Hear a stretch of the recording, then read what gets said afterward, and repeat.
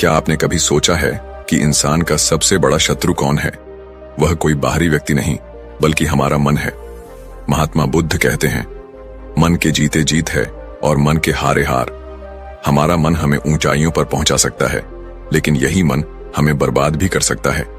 इसीलिए इसे नियंत्रित करना सबसे जरूरी है। आज की कहानी आपके मन को पूरी तरह शांत कर देगी। यह कहानी न सिर्फ आपको प्रेरित करेगी, बल्कि जीवन में सही दिशा देने का भी काम करेगी। तो दोस्तों, इस कहानी को अंत तक जरूर सुनें, क्योंकि यह आपके जीवन को बदलने का वादा करती है। कहानी शुरुआत करते हैं।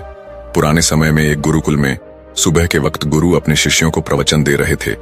गुरु ने कहा, यह ब्रह्मांड, यह प्रकृति हर किसी को समान अवसर देती है।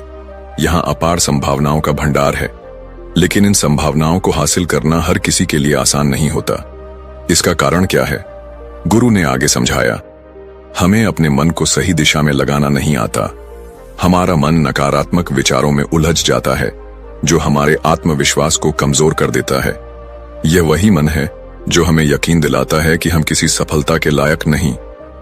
गुरु ने शिष्यों से पूछा, क्या आपके अंदर वह जज्बा है जो मुश्किल हालातों में भी आपको हार मानने से रोक सके? अगर हां, तो आज का यह ज्ञान आपके जीवन में सकारात्मक बदलाव जरूर लाएगा। गुरु अपने प्रवचन में कह रहे थे कि अक्सर हम अपने मन की नकारात्मकता के कारण वह कर बैठते हैं जो हमें नहीं करना चाहिए।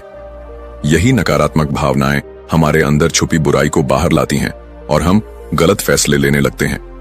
इतने में एक शिष्य खड़ा हुआ और विनम्रता से पूछा, गुरुदेव, कृपया बताइए कि हम अपने अंदर की बुराई और नकारात्मकता का सामना कैसे करें और कैसे जीवन को सकारात्मक विचारों के साथ जिएं। गुरु ने मुस्कुराते हुए उत्तर दिया, खुश रहना उतना कठिन नहीं है जितना आप सोचते हैं। बस हर सुबह और शाम अपने विचारों को सही दिशा देना सीखो। गुरु ने समझाया कि हर नया दिन एक नई शुरुआत और नई उम्मीदें लेकर आता है, इसीलिए अपने हर दिन का स्वागत पूरे दिल से करें। गुरु ने कहा, कौन जानता है कल क्या होगा? आने वाला समय किसी ने नहीं देखा, लेकिन आज आपके पास है। इसे बेहतर बनाने का मौका मत गवाओ। जिंदगी को ऐसे जियो जैसे हर दिन आपका नया जन्म हो। इससे न केवल आपका मन शांत रहेगा, बल्कि आप अपने करीबियों से और भी गहरा प्रेम कर पाएंगे। उन्होंने आगे कहा, अगर आप सफलता चाहते हैं तो बदलाव को अपनाना सीखें। गुरु ने समझाया कि जीवन में बदलाव लाना और उसे स्वीकार करना ही सफलता का पहला कदम है। उन्होंने शिष्यों से कहा, आराम की स्थिति में रहते हुए आप कुछ बड़ा हासिल नहीं कर सकते। समय के साथ बदलना और मुश्किलों का सामना करना आपको मजबूत बनाता है। हर चुनौती आपको एक नया सबक और अनुभव देती है, और यही अनुभव आपको सफलता के करीब ले जाता है। गुरु ने चेतावनी दी, अगर आप बुरे काम करके यह सोचते हैं कि आपके साथ कुछ अच्छा होगा, तो यह आपकी सबसे बड़ी भूल है। अच्छे परिणाम चाहते हो तो अच्छे विचारों और कर्मों को अपनाना होगा। गुरु ने अपने शिष्यों से कहा, हमारी सोच और हमारे कर्म ही हमारी दुनिया को परिभाषित करते हैं। अपने विचारों और कर्मों पर नियंत्रण रखें और आप देखेंगे कि यह ब्रह्मांड भी आप पर अपनी कृपा बरसाएगा। गुरु ने कहा, हमारी जिंदगी में बहुत कुछ हमारी सोच पर निर्भर करता है। फिर उन्होंने समझाया, एक नकारात्मक सोच वाला व्यक्ति दुनिया में केवल बुराई ही देखता है, जबकि एक सकारात्मक सोच वाला इंसान जीवन की खूबसूरती और उन अनमोल चीजों को महसूस करता है जो हमें ईश्वर की कृपा से मिली हैं। गुरु ने शिष्यों को सलाह दी, अपने मन को शांत रखना सीखो। दिन भर की भाग दौड़ और परेशानियों के बीच खुद को शांत रखने का कोई तरीका अपनाओ। उन्होंने आगे कहा, एक शांत मन आपको अपने अंतरात्मा में झांकने का मौका देता है। जब आप खुद से सवाल करते हैं, मैं कौन हूं? कॉम्पोनेंट प्लेसमेंट, मेरे जीवन का उद्देश्य क्या है? जरेनिया, क्या मैं एक अच्छा इंसान हूं? स्विंगाल, क्या मैं अपने परिवार के प्रति अच्छा पति, पिता या बेटा हूं? तो आप अपने जीवन की गहराइयों को समझने लगते हैं। गुरु ने बताया कि आत्मनिरीक्षण से व्यक्ति अपने आसपास की चीजों और लोगों को बेहतर समझने लगता है। उन्होंने कहा, जब आप खुद को जान लेते हैं तो छोटी छोटी बातों पर परेशान होना या उदास होना छोड़ देते हैं। आपको समझ में आता है कि आपके हर काम का एक असर होता है। जो काम आपको दुखी करता है उसे मत करें, और जो चीज खुशी देती है उसे जरूर करें। गुरु ने अपने विचार साझा करते हुए कहा, जिंदगी एक बार मिलती है तो इसे भरपूर जियो। जो आपका दिल चाहता है उसे पूरा करने का प्रयास करो, लेकिन मनमानी और बुद्धिमानी के बीच फर्क समझो। हर काम करने से पहले अपनी अंतरात्मा की आवाज सुनो। उन्होंने प्रेरित करते हुए कहा, अगर आपका दिल कहता है कि आपको नया व्यापार शुरू करना है, किसी नई जगह पर जाकर कुछ बड़ा करना है या कोई नया अनुभव लेना है, तो उसे करने की पूरी कोशिश करो। यह मत सोचो कि इसका परिणाम क्या होगा। प्रयास करने से आपका सबसे बड़ा डर यही हो सकता है कि सफलता न मिले, लेकिन कम से कम आपको यह पछतावा नहीं रहेगा कि आपने कोशिश ही नहीं की। गुरु ने शिष्यों को समझाया, कुछ न करने से असफल हो जाना कहीं बेहतर है। असफलता भी एक अनुभव है, लेकिन कोशिश न करना एक ऐसा पछतावा है जो आपको जीवन भर कचोटता रहेगा। फिर गुरु ने कहा, आपकी अंतरात्मा हमेशा आपका भला चाहती है। इसकी आवाज को कभी नजरअंदाज मत करो। जब भी आप कुछ गलत करने की सोचते हैं, तो आपकी अंतरात्मा सबसे पहले आपको रोकने की कोशिश करती है। यह ऊपर वाले का दिया हुआ सबसे अनमोल उपहार है, जिसे हम बुद्धि या समझदारी कहते हैं। उन्होंने जीवन का एक अनमोल पाठ देते हुए कहा, जिंदगी की खूबसूरती को समझने के लिए अपने अंदर झांक कर देखो। जो कुछ भी तुम्हारे पास है उसे पहचानो और उसका आभार मानो। दुखी मत हो कि तुम्हारे पास क्या नहीं है, खुश रहो कि तुम्हारे पास कितना कुछ है। गुरु ने अंत में कहा, अपने शब्दों का चयन सोच समझ कर करो, क्योंकि शब्दों में तलवार से भी अधिक ताकत होती है। वे न केवल आपके जीवन को प्रभावित करते हैं, बल्कि आपके आसपास के लोगों को भी गहराई से प्रभावित करते हैं। गुरु कुछ देर तक मौन रहे और उनके शब्द शिष्यों के मन में गूंजते रहे। गुरु ने कहा, बात करने का तरीका बहुत मायने रखता है। कभी ऐसी बात मत कहो जो किसी और को बुरी लगे या उसका दिल दुखाए। साफ और स्पष्ट राय रखना एक अच्छी बात है, लेकिन इसे कहने का तरीका सभ्य और विनम्र होना चाहिए। सच भी प्रेम और सभ्यता के साथ कहा जा सकता है। उन्होंने आगे समझाया, यदि आप क्रोध में हैं, तब भी दूसरों को कठोर या अपमानजनक बातें कहने से बचें। ऐसा न हो कि गुस्से में कहे गए शब्दों पर आपको बाद में पछताना पड़े। हमेशा अपनी आवाज में नरमी और सौम्यता रखें। बात साफ साफ कहें, लेकिन प्रेम और सम्मान के साथ कहें। गुरु ने शिष्यों को प्रेरित करते हुए कहा, एक अच्छा इंसान बनने के लिए आपको केवल यह आदतें अपनानी होंगी। हालांकि इन आदतों को अपने स्वभाव का हिस्सा बनाने में समय लगता है, क्योंकि इसके लिए निरंतर अभ्यास और प्रयास करना पड़ता है। गुरु ने एक सवाल दिया, खुद से पूछो, क्या मैं एक अच्छा इंसान हूं? क्यों मैं खुद को अच्छा मानता हूं? मेरे अंदर ऐसी कौन सी खास बातें हैं? मैं दूसरों के साथ किस तरह से पेश आता हूं? उन्होंने कहा, शुरुआत में ऐसे सवाल करना अजीब लग सकता है, लेकिन यह आपके अंदर झांकने और अपनी कमजोरियों को पहचानने का सबसे अच्छा तरीका है। जैसे जैसे आप इन सवालों के जवाब खोजने लगेंगे, आप अपने स्वभाव को विनम्र और शांत रखने की ओर बढ़ेंगे। गुरु ने कहा, एक अच्छा इंसान बनने के लिए अपनी कमियों को पहचानना और उन्हें दूर करने का प्रयास करना सबसे जरूरी है। फिर उन्होंने प्रेम की महिमा पर प्रकाश डालते हुए कहा, इस दुनिया में प्रेम से बढ़कर कुछ भी नहीं है।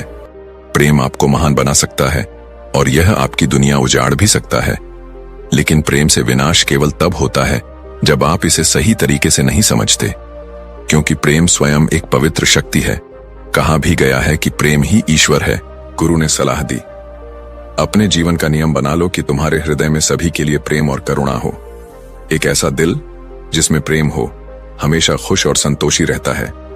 जितना प्यार तुम बांटोगे, उतना ही वह लौटकर तुम्हारे पास आएगा।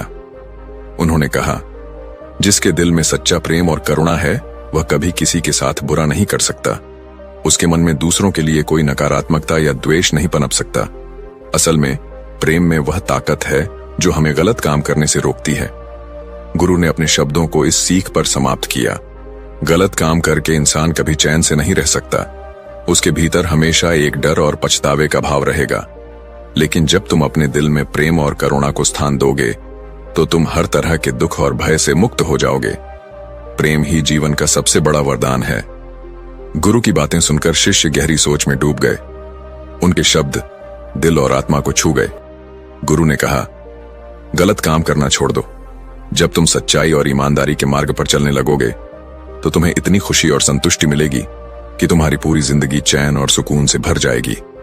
उन्होंने समझाया, स्वार्थी और धोखेबाज लोग चाहे कितना ही खुश रहने का दिखावा करें, लेकिन उनकी अंदरूनी दुनिया हमेशा दुख और अशांति से भरी रहती है। गंदे काम और नकारात्मक विचार न तो हमें खुश रहने देते हैं और न ही हमारे जीवन में शांति लाते हैं। गुरु ने अपनी बात समाप्त करते हुए कहा, जहां सच्ची खुशी होती है वहीं प्रेम होता है और प्रेम ही जीवन को सुंदर बनाता है। इसके बाद गुरु का प्रवचन समाप्त हुआ और सभी शिष्य अपने अपने दैनिक कार्यों में लग गए। दोस्तों, इस तरह के सकारात्मक विचार अपने मन को दें। आप देखेंगे कि आपके जीवन में बदलाव जरूर आएगा। तो चलिए अब बढ़ते हैं हमारी दूसरी कहानी की ओर। दूसरी कहानी बहुत समय पहले की बात है। एक नगरी में एक युवक रहा करता था। देखने में उसका जीवन संपूर्ण लगता था। उसके पास सब कुछ था, माता पिता, पत्नी, बच्चे, रहने के लिए सुंदर घर, खाने के लिए स्वादिष्ट भोजन और पहनने के लिए अच्छे कपड़े।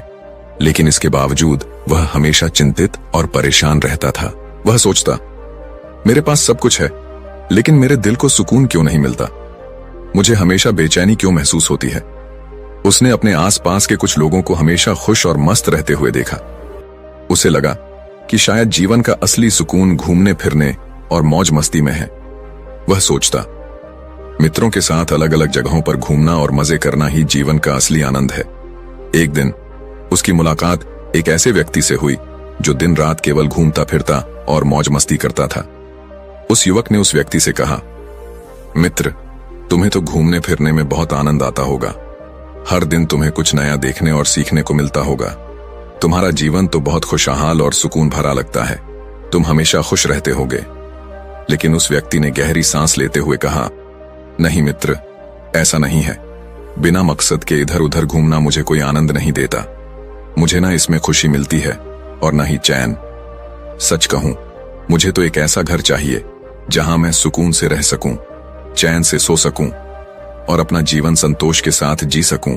उसने आगे कहा, जब हमारे पास एक परिवार और जिम्मेदारियां होती हैं, तभी जीवन का असली आनंद मिलता है।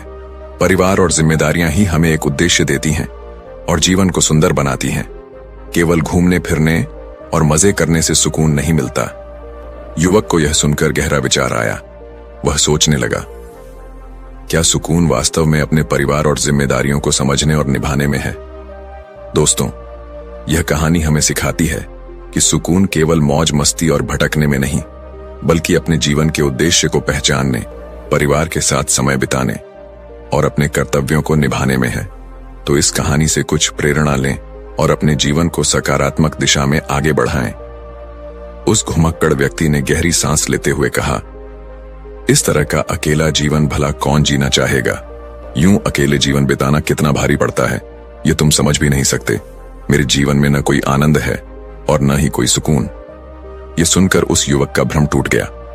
उसे एहसास हुआ कि केवल घूमने फिरने और मौज मस्ती करने में जीवन का असली सुख नहीं है। अब वह इस सच्चाई को समझने के लिए एक ऐसे व्यक्ति की तलाश में निकल पड़ा जो यह कह सके कि उसका जीवन पूरी तरह सुकून भरा है। सबसे पहले वह एक व्यापारी के पास गया। उसने व्यापारी से पूछा, आपके पास तो इतना धन, शान शौकत और बड़ा व्यापार है, आपकी जिंदगी तो बड़े सुकून से बीत रही होगी, है ना? व्यापारी ने हल्की मुस्कान के साथ जवाब दिया, सुकून? मेरे जीवन में तो केवल चिंता ही चिंता है। हर वक्त यह डर सताता है कि कहीं मेरा व्यापार डूब न जाए। अगर मेरे विरोधी मुझसे आगे निकल गए तो क्या होगा? मेरा व्यापार पूरी तरह चौपट हो सकता है। ऐसे में सुकून कहां? मैं तो हमेशा परेशान और चिंतित रहता हूं। यह सुनकर वह व्यक्ति चुपचाप वहां से चला गया। इसके बाद वह एक किसान के पास पहुंचा और पूछा, तुम्हारे पास खेत खलिहान है, प्रकृति के बीच तुम काम करते हो, तुम्हारी जिंदगी तो सुकून भरी होनी चाहिए, क्या यह सच है? किसान ने सिर झुकाकर कहा, मित्र, सुकून की तो बात ही मत करो। हर वक्त यह डर लगा रहता है कि कहीं फसल खराब हो गई तो क्या करूंगा, अपने परिवार का पेट कैसे भरूंगा, 2 वक्त की रोटी का इंतजाम कैसे होगा। मेरे जीवन में तो बस चिंता ही चिंता है। यह सुनकर युवक का दिल और भारी हो गया। फिर वह एक मजदूर के पास गया। उसने मजदूर से पूछा, तुम्हें तो मेहनत करने का फल मिलता होगा, क्या तुम्हारे जीवन में सुकून है? मजदूर ने थकी हुई आवाज में कहा, सुकून? हर दिन काम का बोझ और यह चिंता कि कल काम मिलेगा या नहीं, मुझे चैन से जीने नहीं देती। मेरी जिंदगी तो सिर्फ संघर्ष है।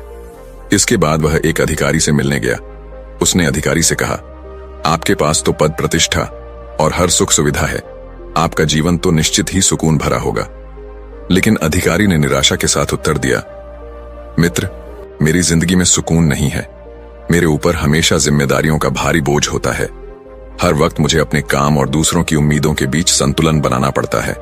हर दिन नई समस्याएं और नई चिंताएं सामने आती हैं। युवक का एहसास। युवक ने सभी से पूछा, व्यापारी, किसान, मजदूर, अधिकारी, लेकिन उसे कोई भी ऐसा व्यक्ति नहीं मिला जो कह सके कि उसके जीवन में सुकून और खुशियां हैं। हर व्यक्ति अपने अपने जीवन में परेशानियों और चिंताओं से घिरा हुआ था। युवक सोचने लगा, क्या दुनिया में कोई भी ऐसा है जो सच में सुकून भरा जीवन जी रहा हो? दोस्तों, यह कहानी हमें एक गहरा संदेश देती है। सुकून केवल बाहरी चीजों में नहीं, बल्कि हमारे अंदर की शांति और संतोष में है। हमें अपने मन को सकारात्मक बनाना होगा और अपने विचारों को सही दिशा में ले जाना होगा। तभी हम असली सुकून को पा सकते हैं। जब वह युवक हर किसी से मिलकर थक चुका और उसे ऐसा कोई व्यक्ति नहीं मिला जो सुकून भरा जीवन जी रहा हो, तो अंत में वह राजा के पास पहुंचा। उसने राजा से कहा, हे महाराज, यदि आपकी आज्ञा हो तो मैं आपसे एक प्रश्न पूछना चाहता हूं। राजा ने मुस्कुराते हुए कहा, पूछो। युवक, तुम्हारा सवाल क्या है? युवक ने गहरी सांस लेते हुए कहा, हे राजन, क्या आपके जीवन में सुकून है? आपके पास तो वह सब कुछ है जो किसी भी व्यक्ति को चाहिए। धन दौलत, ऐश्वर्य, वैभव और शान शौकत, आपकी हर इच्छा तुरंत पूरी हो जाती है। मुझे यकीन है कि आप ही वह व्यक्ति हैं जो अपने जीवन को सुकून के साथ जी रहे होंगे। क्या यह सच है? राजा उसकी बात सुनकर जोर से हंस पड़ा और बोला, युवक, जिस सुकून की तलाश में तुम हो, वही सुकून तो हम भी ढूंढ रहे हैं। कहने को तो हमारे पास सब कुछ है, लेकिन हमेशा कुछ न कुछ कमी महसूस होती है। यही छोटी सी कमी हमारे जीवन का चयन और सुख छीन लेती है। यदि तुम्हें कहीं सुकून मिल जाए तो हमें भी बताना, क्योंकि हमें भी इसकी सख्त जरूरत है। हम भी अपने जीवन को सुकून से जीना चाहते हैं।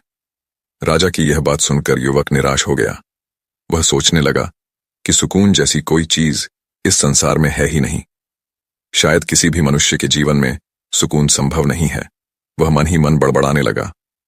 मनुष्य हमेशा अधूरा रहता है। उसकी इच्छाएं कभी पूरी नहीं हो सकती। वह कभी भी तृप्त नहीं हो सकता। यह सोचते हुए वह घर की ओर लौटने लगा।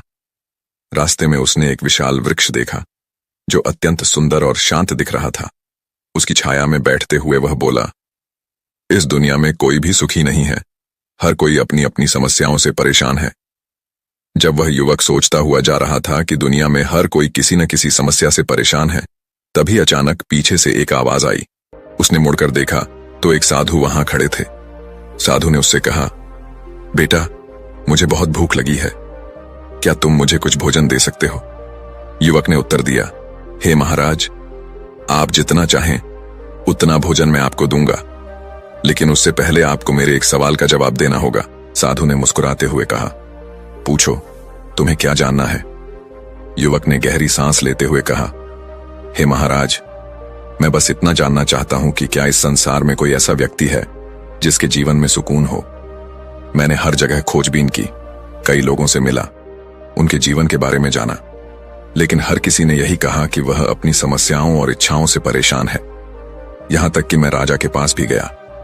उन्होंने भी कहा कि कोई ना कोई कमी हमेशा मन को बेचैन रखती है। क्या सच में ऐसा कोई व्यक्ति है जो पूरी तरह सुकून में जीता हो? साधु ने उसकी बात ध्यान से सुनी और उत्तर दिया, बेटा, तुम गलत दिशा में खोज रहे हो। इस संसार में जितने भी लोग हैं, उनके जीवन में सुकून है। यह सुनकर युवक हैरान रह गया। उसने अविश्वास से पूछा, महाराज, यह आप क्या कह रहे हैं?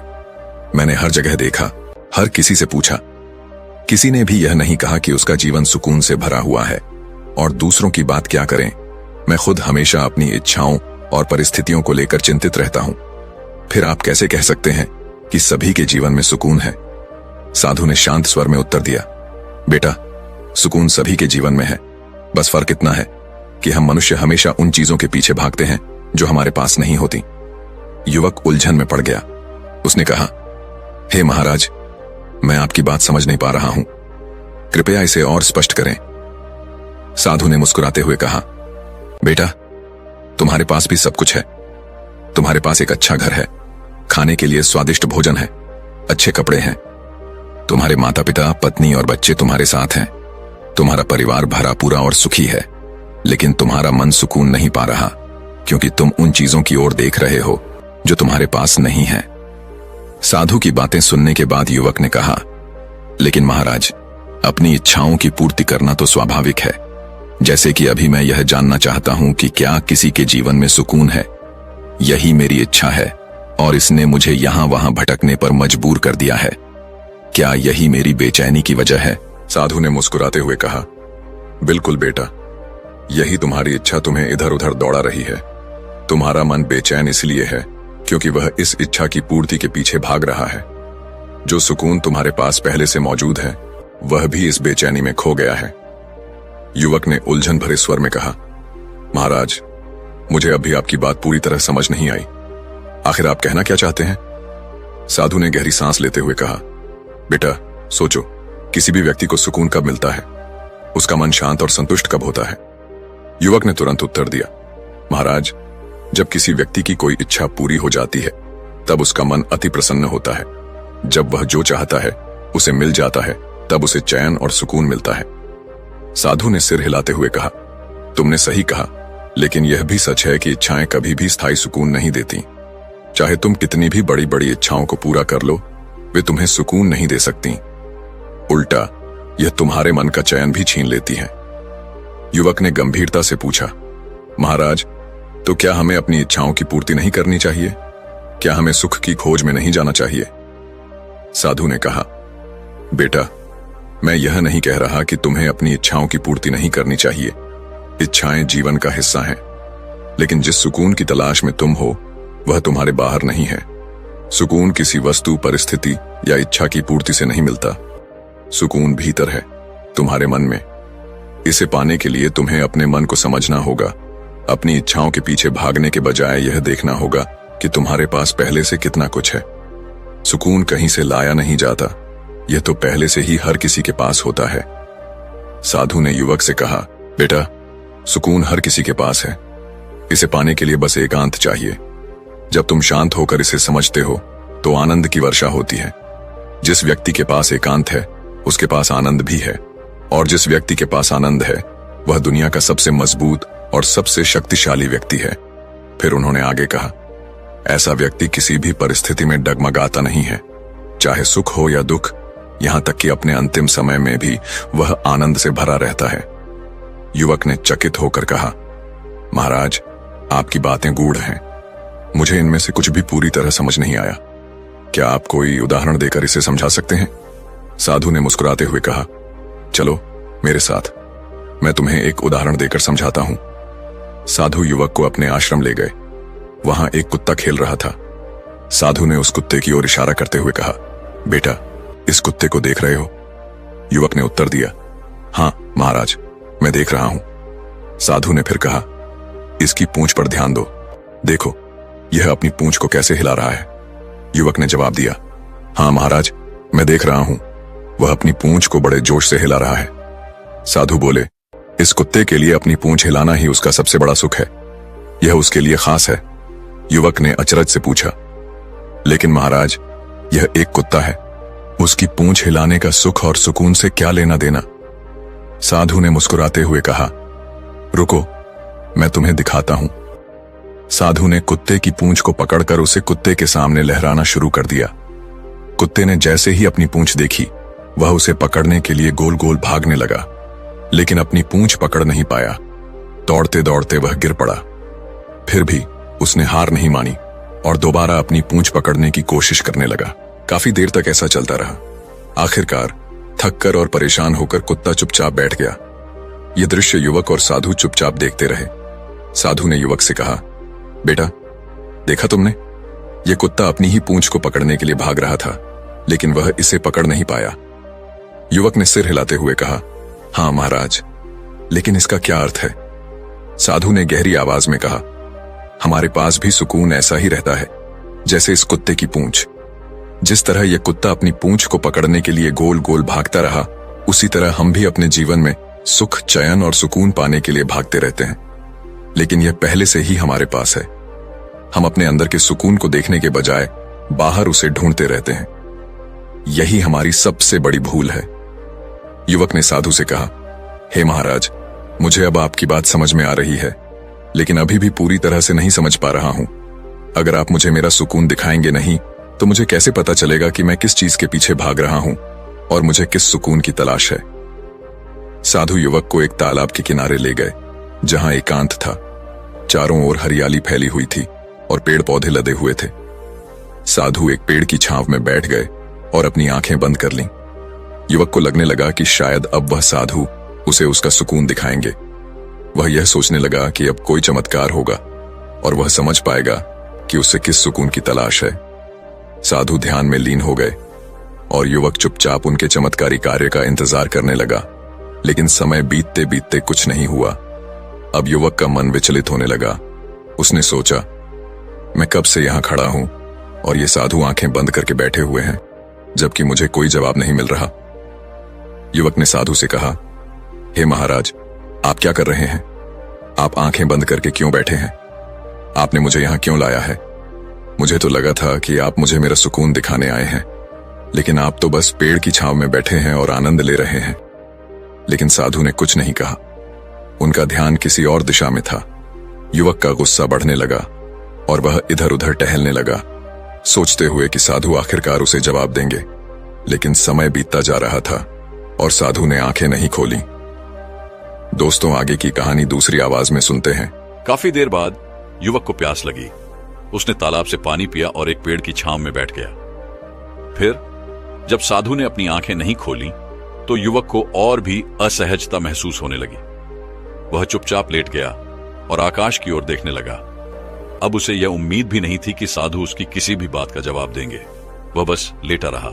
कुछ समय बाद अचानक उसे पक्षियों की आवाजें, जानवरों की आवाज, पानी के बहने की आवाज और हवाओं की सरसराहट सुनाई दी। इन आवाजों को सुनकर उसे बहुत सुकून और आनंद महसूस होने लगा। उसका मन पूरी तरह से शांत हो गया और उसे गहरी नींद आ गई। जब उसने आंखें खोली तो देखा कि साधु पास ही खड़े हैं। युवक तुरंत उठते हुए बोला, हे महाराज, आपने तो मुझे मेरा सुकून नहीं दिखाया। मैं इतना समय परेशान हो रहा था और आप आंखें खोलने का नाम ही नहीं ले रहे थे। साधु ने मुस्कुराते हुए कहा, बेटा, तुम परेशान हो रहे हो, लेकिन क्या तुम्हें पहले आनंद की अनुभूति नहीं हुई? क्या तुमने चैन और सुकून नहीं महसूस किया? युवक ने कहा, हाँ महाराज, जब मैं लेटा हुआ था तब मुझे बहुत शांति और चैन मिल रहा था। मेरा मन पूरी तरह से शांत था और मुझे आनंद की अनुभूति हो रही थी। साधु ने मुस्कुराते हुए कहा, बेटा, यही तो सुकून है। लेकिन जिस सुकून को तुमने महसूस किया वह केवल बाहर की दुनिया से संबंधित था।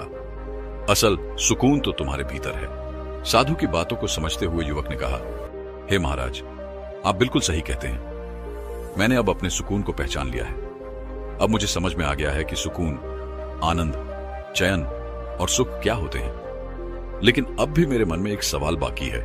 साधु मुस्कुराते हुए बोले, पूछो, अब क्या रह गया है? युवक ने साधु से पूछा, हे महाराज, आपने मुझे आनंद की अनुभूति करवाई, लेकिन अब मैं यह जानना चाहता हूं कि क्या इसके लिए मुझे अपना घर, परिवार और बाकी सब कुछ छोड़ देना होगा? क्या मैं सिर्फ एकांत में बैठकर या तालाब के किनारे इस तरह से जीवन बिता सकता हूं? अगर ऐसा है तो मेरा जीवन नहीं चलेगा, और अगर यही तरीका है तो शायद मैं फिर से कभी भी उस आनंद की अनुभूति नहीं कर पाऊंगा। साधु हंसी के साथ बोले, बेटा, जिस आनंद की अनुभूति तुमने की थी वह केवल कुछ क्षणों का था और वह बाहर की परिस्थितियों पर निर्भर था। लेकिन तुम जो एकांत और शांति महसूस कर रहे थे वह भीतर की ओर जाने का रास्ता था। यदि तुम इस एकांत को अपने भीतर उतार सको तो तुम हमेशा ही अपने सुकून को महसूस कर सकते हो। उस आनंद की अनुभूति को भीतर में महसूस कर सकते हो। युवक ने फिर पूछा, लेकिन गुरुजी, मैं भीतर की ओर कैसे उतर सकता हूं? मैं उस आनंद को अपने भीतर कैसे महसूस कर सकता हूं? साधु मुस्कुराए और युवक से बोले, बेटा, तुम्हें समझना होगा कि बाहरी दुनिया से जितनी भी खुशियां मिलती हैं वे अस्थायी होती हैं। लेकिन जब तुम भीतर से शांत हो जाते हो तब तुम हमेशा सुकून में रह सकते हो। चाहे तुम किसी भी जगह रहो, चाहे भीड़ में हो या संसार के सारे काम कर रहे हो, तुम अंदर से सुकून से भरपूर रह सकते हो। और जब तुम अपने काम में आनंद और शांति महसूस करते हो तो वह काम हमेशा सफल होता है। साधु ने युवक को ध्यान की महिमा बताते हुए कहा, बेटा, इसका केवल एक ही मार्ग है और वह है ध्यान। ध्यान करके तुम अपने भीतर की ओर उतर सकते हो, अपने आप को पहचान सकते हो और अपने आनंद की अनुभूति भी कर सकते हो। मन के एकांत पर ध्यान दो, भीड़ का हिस्सा मत बनो। अपने शरीर की ऊर्जा को व्यर्थ ना जाया करो, बल्कि इसे शांत रहकर एकांत में अपने भीतर उतरने में लगाओ। जब तुम एकांत में रहोगे तब तुम्हें तुम्हारी हर समस्या का समाधान मिल जाएगा और तुम्हारा काम सफल होगा, क्योंकि तुम हर काम को अपनी पूरी लगन और मेहनत से कर पाओगे। साधु आगे बोले, अगर तुम किसी लक्ष्य को पाना चाहते हो तो यही ध्यान तुम्हें तुम्हारे लक्ष्य तक पहुंचाने में मदद करेगा। तुम जीवन की उन हर सफलताओं को हासिल कर सकोगे जो तुम चाहते हो। इतना कहकर वह साधु शांत हो गए। युवक ने उन साधु को प्रणाम किया और कहा, हे महाराज, मुझे आपकी सारी बातें अच्छी तरह से समझ में आ गई हैं। फिर वह युवक अपने घर की ओर लौट आया। अब हम शुरू करते हैं एक और दिलचस्प कहानी जो बहुत पहले की है। यह कहानी एक नगरी के एक व्यक्ति की है जिसे इस संसार से मन भर चुका था। वह संसार की मोह माया को त्याग देना चाहता था। एक दिन उसने फैसला किया कि वह इस जीवन की हर मोह माया को छोड़ देगा। उस व्यक्ति ने देखा था कि सन्यासियों का जीवन कैसा होता है और उसने तय कर लिया कि वह भी एक सन्यासी बनेगा। तुरंत ही वह अपने घर से निकला और पास के एक बौद्ध भिक्षु के पास गया। वह भिक्षु से कहता है, मुझे एक सन्यासी जीवन जीना है। मैं इस संसार की मोह माया को त्याग देना चाहता हूं। बौद्ध भिक्षु ने पूछा, क्या तुम सच में सन्यासी जीवन जीना चाहते हो? क्या तुमने यह तय कर लिया है? व्यक्ति ने आत्मविश्वास से जवाब दिया, जी बिल्कुल, मैंने यह तय कर लिया है। भिक्षु ने कहा, ठीक है, लेकिन तुम्हें मेरी एक बात माननी होगी। व्यक्ति ने उत्तर दिया, मैं आपकी सारी बातें मानने के लिए तैयार हूं। भिक्षु मुस्कुराते हुए बोले, तो ठीक है, लेकिन आज के बाद तुम मुझसे कभी नहीं मिलोगे। जब मुझे लगेगा और मुझे किसी चीज की जरूरत होगी तो मैं तुम्हें खुद ही बुला लूंगा। हमारे आश्रम में 1000 से ज्यादा सन्यासी रहते हैं और तुम्हें भी उन्हीं की तरह रहना होगा, उन्हीं की तरह खाना पीना और उन्हीं की तरह वस्त्र पहनने होंगे। जैसा वह जीवन जी रहे हैं, ठीक उसी प्रकार का जीवन तुम्हें भी जीना होगा। व्यक्ति ने कहा, ठीक है गुरुदेव, मैं तैयार हूं। इतना कहकर उसने बौद्ध भिक्षु को प्रणाम किया और आश्रम की ओर चल पड़ा। आश्रम में पहुंचने के बाद उसे एक कमरा मिला जिसमें वह चुपचाप जाकर बैठ गया। आश्रम में रहने वाले सभी लोग उस व्यक्ति को चावल कूटने का काम देते थे। वह व्यक्ति हर दिन उन 1000 सन्यासियों के लिए चावल कूटने का काम करता था। जब भी वह थक जाता तो वहीं बैठकर सो जाता और फिर अपनी नींद पूरी होने के बाद फिर से काम में लग जाता था। इसी तरह कई दिन बीत गए। उसे लगता था कि जब भी गुरुदेव को उसकी आवश्यकता होगी वह उसे खुद ही बुला लेंगे। उसे यह सोचने की कोई जरूरत नहीं थी कि उसे गुरुवर से मिलना चाहिए। वह बस इसी इंतजार में दिन बिता रहा था। वह दिन रात चावल कूटने में व्यस्त रहता क्योंकि गुरुदेव ने उसे यही काम करने को कहा था। धीरे धीरे 1 साल बीत गया, लेकिन उन बौद्ध भिक्षुओं ने उसे अभी तक नहीं बुलाया। दूसरे साल का अंत भी हो गया, फिर तीसरा साल भी वैसे ही बीत गया। कुल मिलाकर 12 साल बीत गए और वह व्यक्ति लगातार चावल कूटते हुए वहीं रह रहा था। इस दौरान उसके मन में अब कोई विचार नहीं रहते थे, न कोई समस्या, न कोई अड़चन।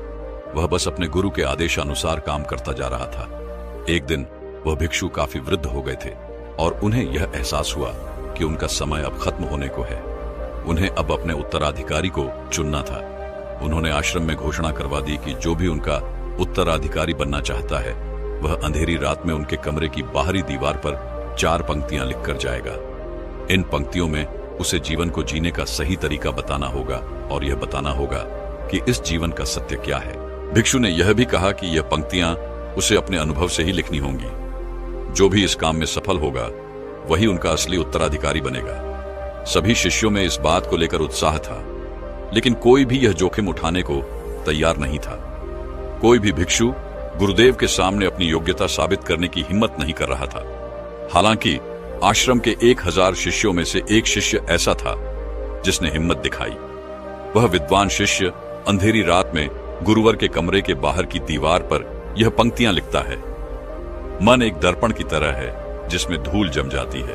उस शिष्य ने बड़ी हिम्मत के साथ दीवार पर लिखे गए 4 शब्दों को लिखा, मन एक दर्पण की तरह है जिसमें धूल जम जाती है और उसे साफ कर दो तो सत्य अनुभव में आ जाता है और सत्य मिल जाता है।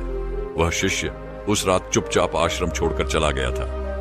अगली सुबह जब बौद्ध भिक्षु अपने कमरे से बाहर आए तो उन्होंने दीवार पर लिखे इन शब्दों को देखा और चिल्लाते हुए कहा, किस मूर्ख ने मेरी दीवार को खराब कर दिया है? उसे पकड़कर मेरे पास लाओ। जब आश्रम में यह खबर फैली तो सभी को यह पता चला कि वह विद्वान शिष्य रात के अंधेरे में इन शब्दों को लिखकर आश्रम छोड़ चुका था। उसने जाते जाते अपने दोस्तों से यह भी कहा था कि अगर गुरुवर को मेरी लिखी पंक्तियां पसंद आ जाएं, तो तुम मुझे जरूर बताना, और अगर वह नाराज हो तो मेरा नाम मत बताना। यह सुनकर आश्रम के सभी लोग बहुत चिंतित हो गए। उन्होंने सोचा, इतनी सुंदर और सत्य पंक्तियां लिखी गई हैं, फिर गुरुवर को क्यों गुस्सा आ गया? वे समझ नहीं पा रहे थे कि ऐसा क्या गलत था।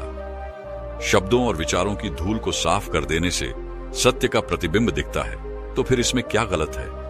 गुरुवर को इतनी अच्छी बातें सुनकर गुस्सा क्यों आ रहा है? ये सोचते हुए आश्रम में 4 शिष्य आपस में बातें कर रहे थे, और तभी वे चावल कूटने वाले व्यक्ति के पास से गुजरते हैं। यह सब सुनकर वह व्यक्ति जोर जोर से हंसने लगता है। शिष्य यह देखकर उससे पूछते हैं, क्या तुम्हें इसमें हंसी आ रही है? तुम्हें इसमें क्या गलत लगा? वह व्यक्ति हंसते हुए जवाब देता है, गुरुवर ने सही कहा है, यह सब किसी समझदार ने नहीं लिखा होगा। यह सुनकर वे चारों शिष्य गुस्से में आ जाते हैं और कहते हैं, तुम क्या जानोगे? तुम तो 12 सालों से सिर्फ चावल कूट रहे हो। तुम्हारे पास ज्ञान क्या है? न तुम्हें शास्त्रों का ज्ञान है और ना ही गुरुवर ने तुम्हें कोई शिक्षा दी है।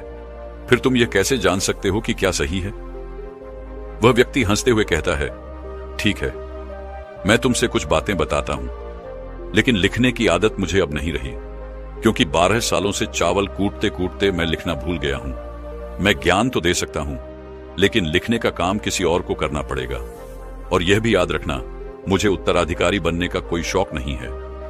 वह व्यक्ति हंसते हुए कहता है, अगर किसी ने मुझे यह उपाधि देने का सोचा भी तो मैं इसे स्वीकार नहीं करूंगा। मैं अपने कान पकड़ सकता हूं, लेकिन इन विचारों को कभी नहीं बताऊंगा।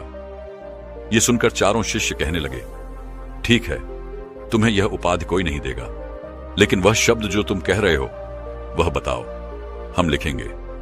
वह व्यक्ति कुछ सोचते हुए कहता है, ठीक है, सुनो जो मैं कह रहा हूं। कैसा दर्पण कैसी धूल, न कोई दर्पण न कोई धूल, जो इसे जान लेता है वह सत्य को प्राप्त हो जाता है।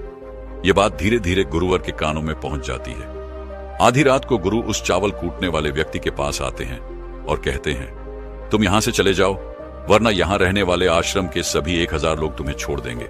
ये मेरा चोगा ले लो। तुम चाहे उत्तराधिकारी बनना चाहो या ना चाहो, इससे कोई फर्क नहीं पड़ता, लेकिन जो शब्द तुमने कहे थे वही असली सत्य है और जीवन के अनुभव को दर्शाते हैं। गुरु ने आगे कहा, मन ही मन मैंने तुम्हें अपना उत्तराधिकारी मान लिया है। अगर ये बातें 1000 आश्रम के लोगों तक पहुंच गईं, तो वे इसे बर्दाश्त नहीं कर पाएंगे। वे यह नहीं समझ पाएंगे कि एक चावल कूटने वाला व्यक्ति, जिसे शास्त्रों का भी कोई ज्ञान नहीं है, वह कैसे सत्य को प्राप्त कर सकता है, कैसे आत्मज्ञान को प्राप्त कर सकता है। यहां जो शास्त्रज्ञ लोग हैं वे सिर पीटते रहेंगे। इसलिए तुम यहां से चले जाओ और कहीं और अपनी दुनिया बना लो। यह सुनकर महात्मा बुद्ध ने अपने एक शिष्य से कहा था, जब तुम्हारे मन के सारे विचार शांत हो जाएंगे और तुम अपने भीतर विचारों को महसूस नहीं करोगे, तभी तुम सत्य का अनुभव करोगे। उस दिन तुम सत्य को जान पाओगे और खुद को और इस ब्रह्मांड को समझ सकोगे। यही बुद्धत्व प्राप्ति का पहला कदम है। मन को शांत करने का पहला तरीका जो बोध ग्रंथों में बताया गया है, वह है अपने विचारों पर काम करना। इन विचारों को अच्छे से समझना कि आखिर आपके भीतर कौन से विचार उत्पन्न हो रहे हैं और आखिर आपके भीतर क्या चल रहा है। इसे जागरूकता के साथ समझने की कोशिश करो, न कि इन्हें दबाने की। अगर आप अपने मन के विचारों को दबाने की कोशिश करते हो तो यह गलत होगा, क्योंकि इससे मन और भी तेजी से भटकने लगेगा और बार बार भटकेगा। लेकिन जब भी आपको ऐसा महसूस हो कि आपका मन और भी तेजी से भटक रहा है, तो तुरंत उस पर ध्यान देना शुरू कर दें। उसे जागरूकता के साथ देखें, अपने विचारों पर ध्यान दें और उनका निरीक्षण करना शुरू कर दें। निरंतर प्रयासों के बाद आप यह पाएंगे कि आपके अंदर विचारों को जागरूक होकर देखने की एक आदत बन जाएगी। लेकिन साथ ही आप यह भी देखेंगे कि आपके मन में बुरे विचार अत्यधिक उत्पन्न हो रहे हैं। आपके मन में जो भी विचार उत्पन्न हो रहे हैं वे सकारात्मक भी हो सकते हैं और नकारात्मक भी, लेकिन उनसे आपको कोई भी छेड़खानी नहीं करनी है। बस आपको अपने प्रयासों पर काम करते रहना है। निरंतर जागरूकता के साथ अपने विचारों पर ध्यान देते रहना है। यदि आप इस प्रयास को लगातार करते हैं तो एक समय ऐसा आएगा जब आप अपने विचारों को आसानी से समझ पाएंगे उन्हें नियंत्रित कर पाएंगे और उन पर विराम भी लगा पाएंगे। और तब आप अपने आने वाले कल या फिर बीते हुए कल में नहीं बल्कि वर्तमान में जीना भी सीख जाएंगे। इसीलिए आपको अपने ध्यान को केंद्रित करने की आवश्यकता है, अपने विचारों पर ध्यान देने की आवश्यकता है। इस तरह से आप जो कुछ भी वर्तमान में हैं, चाहे वह कुछ भी हो, आप उसी में खुश रहना सीख जाएंगे। दोस्तों, अक्सर हमारा दिमाग विचारों से भरा रहता है। हम लोगों के बारे में, अपने बारे में, अपने काम के बारे में, परिवार के बारे में सोचते रहते हैं और वही सब सोचते रहते हैं जो हमारे दिमाग में भरा होता है। वह कभी भी साफ नहीं होता और इसीलिए वह सब बार बार आता है और हम दुखी और चिंतित रहते हैं। लेकिन इस कहानी से आप अपने मन को अच्छी तरह से साफ कर पाएंगे। आप अपने मन की धुलाई खुद कर सकते हैं। एक बार एक गुरु और शिष्य एक सुनसान जंगल से गुजर रहे थे। तभी शिष्य अपने गुरु से एक सवाल करता है, गुरुजी, ऐसा क्या होता है कि कुछ लोगों के पास कुछ भी नहीं होता, लेकिन फिर भी वे सुखी रहते हैं, आनंद में रहते हैं, और कुछ लोग ऐसे होते हैं जिनके पास सब कुछ होता है, फिर भी उदासी उनके चेहरे पर साफ दिखाई देती है। गुरु ने एक मुरझाए हुए फूल की तरफ इशारा करते हुए कहा, यह सोचने और समझने की बात है। अगर यह फूल यह सोचे कि मैं कल मुरझा गया था, या फिर यह सोचे कि मैं भविष्य में फिर से मुरझा जाऊंगा, तो यह कभी भी खुलकर पूरी तरह से नहीं खिल पाएगा। अपने सुंदर स्वरूप में यह कभी नहीं आ पाएगा और अपनी खुशबू से इस प्रकृति में बिखेर नहीं पाएगा। गुरु ने आगे कहा, उसी प्रकार इंसान अपने अतीत की यादों में खोया रहता है या फिर अपनी भविष्य की कल्पनाओं में जीता रहता है। भविष्य के दुखों के बारे में सोचता रहता है या फिर भूतकाल में जो उसके साथ बुरा घटित हुआ है उसके बारे में सोच सोचकर वह अपने भविष्य के लिए चिंतित होता रहता है। मनुष्य जीवन में सुख तभी अनुभव कर सकता है जब वह वर्तमान में जीता है। यह समझने की बात है कि जीवन हमेशा वर्तमान में होता है। अतीत और भविष्य की कल्पनाएं हमेशा मनुष्य को मृत्यु के करीब ले जाती हैं। यही कारण है कि जिस प्रकार हम अपने शरीर की देखभाल करते हैं, उसे बीमारियों से दूर रखने के लिए उसकी गंदगी साफ करते हैं, वैसे ही हमें समय समय पर अपने मन और मस्तिष्क की भी सफाई करनी चाहिए। हमें अपने मन की धुलाई करते रहनी चाहिए। इससे आपकी बुद्धि की क्षमता बढ़ेगी और आप हमेशा आनंद में रहने का रहस्य जान पाएंगे। शिष्य ने सवाल किया, गुरुदेव, इससे पहले कि हम मन और मस्तिष्क पर चर्चा शुरू करें, मैं यह जानना चाहता हूं कि जिन लोगों के पास सब कुछ होता है वे दुखी क्यों रहते हैं, और जिन लोगों के पास कुछ भी नहीं होता वे अक्सर आनंद में क्यों होते हैं? इसके पीछे क्या रहस्य हो सकता है? गुरु ने उत्तर दिया, कुछ लोग जीवन में सब कुछ हासिल कर लेते हैं और जब वे सब कुछ प्राप्त कर लेते हैं तो वे महसूस करते हैं कि इन सब चीजों का कोई अर्थ नहीं है। उनके पास सुख सुविधाएं हो सकती हैं, लेकिन मन की शांति अभी भी उनसे दूर रहती है। इस एहसास से वे घिर जाते हैं कि जो कुछ भी उन्होंने पाया वह केवल समय की बर्बादी थी। उनका जीवन बेकार की चीजों में चला गया। वहीं जो लोग जीवन में कुछ भी नहीं पाते, उनके पास एक उम्मीद होती है, एक लालसा होती है कुछ पाने की। यही लालसा और इच्छा उन्हें जीवन में खुश रखती है, उन्हें आगे बढ़ाती है और ऊर्जा से भरा हुआ रखती है। गुरु ने अपने हाथ से एक सूखे पेड़ की तरफ इशारा करते हुए कहा, शिष्य, कभी यह पेड़ हरा भरा रहा होगा, फलों से लदा हुआ रहा होगा। अनेक प्रकार के पक्षी और जानवर इस पर आते होंगे, इसके फलों को खाते होंगे।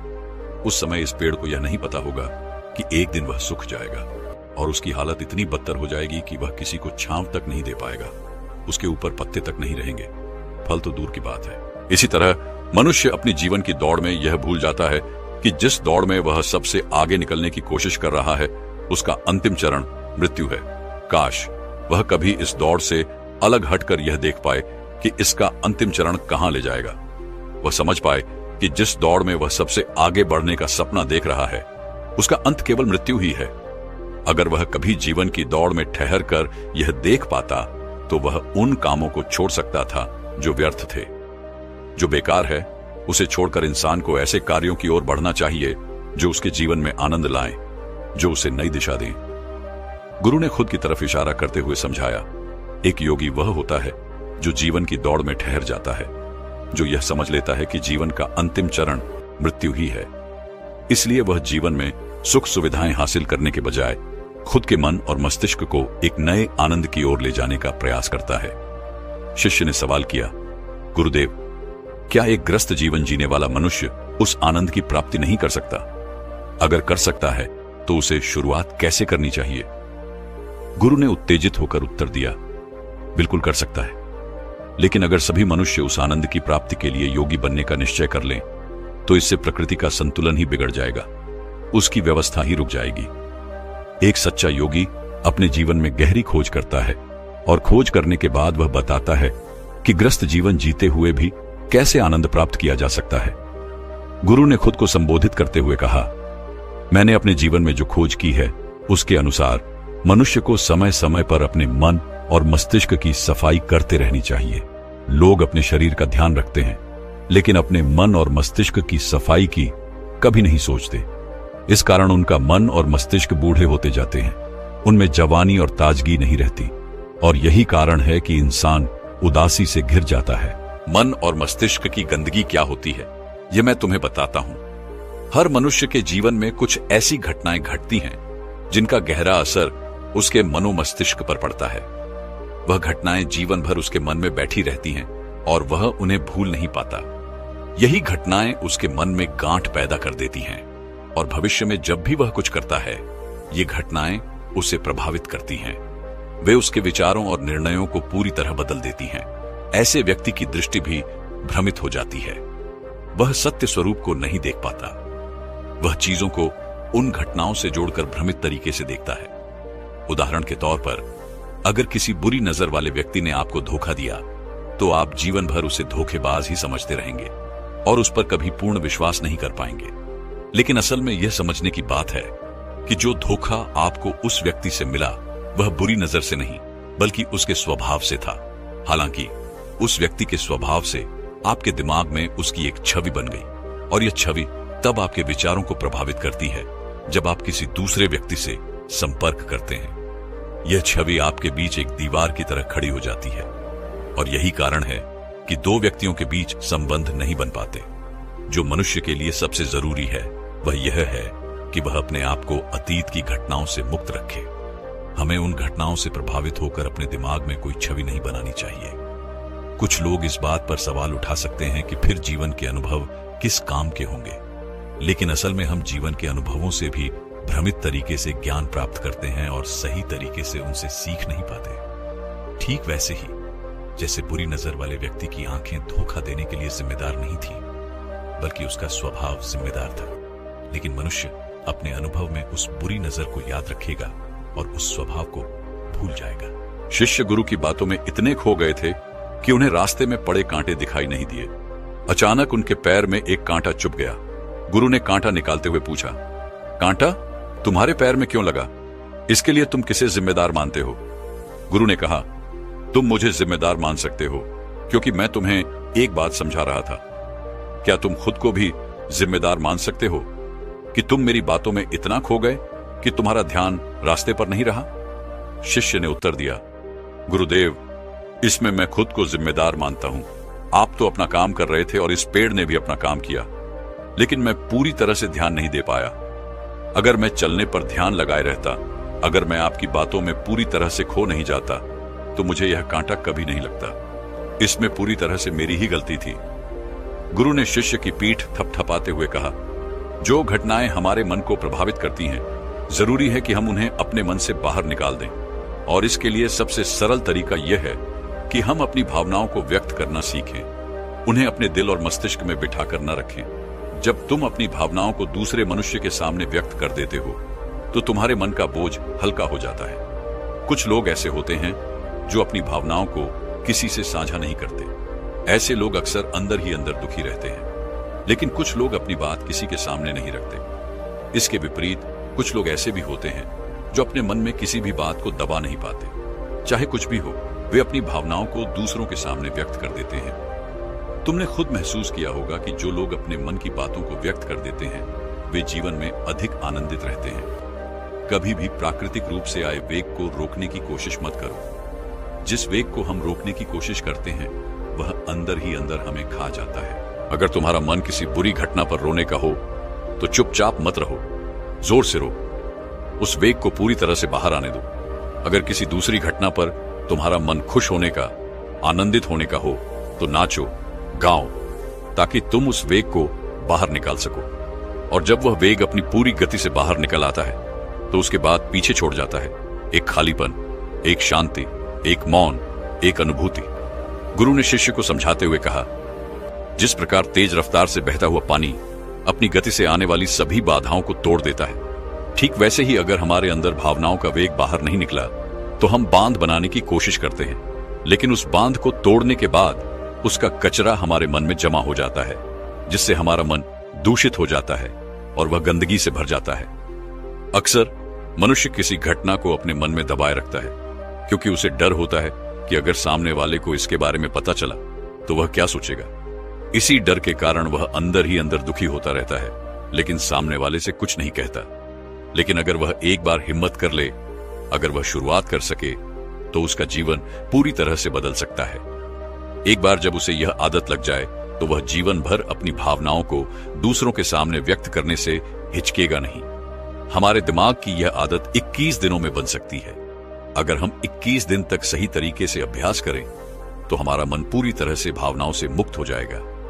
यह 21 दिनों का अभ्यास इस प्रकार है। 21 दिनों तक सबसे पहली बात यह है कि हमें अपने मन में किसी भी बात को दबाकर नहीं रखना है। अगर हम किसी इंसान के बारे में अच्छा सोचते हैं तो हमें उसे व्यक्त करना चाहिए। अगर बुरा भी सोचते हैं तो उसे भी व्यक्त करना चाहिए। परिणाम के बारे में हमें नहीं सोचना है, सिर्फ अपने दिमाग की सफाई करने पर विश्वास रखना है। इससे आपके अंदर एक अद्भुत साहस पैदा होगा। जब आप किसी इंसान के बारे में वह सब कह पाएंगे जो आप उसके बारे में सोचते हैं, तो सोचिए कि आपका आत्मविश्वास कितना बढ़ जाएगा। आपके मन के सारे डर समाप्त हो जाएंगे। हो सकता है कि इसमें आपको कुछ चुनौतियों का सामना करना पड़े, लेकिन यह आपके भीतर एक शक्ति और साहस को जन्म देगा। अब आइए हम जल्दी से समीक्षा कर लेते हैं कि इस वीडियो में हमने क्या क्या सीखा। इस वीडियो में आपने खुद से की जाने वाली सकारात्मक बातचीत की ताकत के बारे में जाना। आपने यह भी समझा कि खुद की काबिलियत पर संदेह करना हमें जीवन में नीचे खींचता है और हमें अपनी खूबियों और अच्छाइयों के बारे में याद दिलाते रहना चाहिए, क्योंकि इससे हमारा आत्मविश्वास बढ़ता है। आपने यह भी सीखा कि हमें अपने अंतर्मन की आवाज को सुनना चाहिए, अपनी कमियों, खूबियों और अपने लक्ष्यों को स्पष्ट रूप से पहचानना चाहिए। हमेशा सकारात्मक सोच रखनी चाहिए और यह याद रखना चाहिए कि अगर हम ठान लें तो जीवन में कुछ भी असंभव नहीं है। आपने इस वीडियो में अच्छाई की अहमियत के बारे में भी जाना। असल में अच्छा होना सफलता से भी कहीं ज्यादा जरूरी है। इस दुनिया में पहले से ही बहुत सारी बुराइयां हैं और हमारे अंदर की बुराई हमें मानसिक और शारीरिक दोनों रूप से कमजोर बनाती है।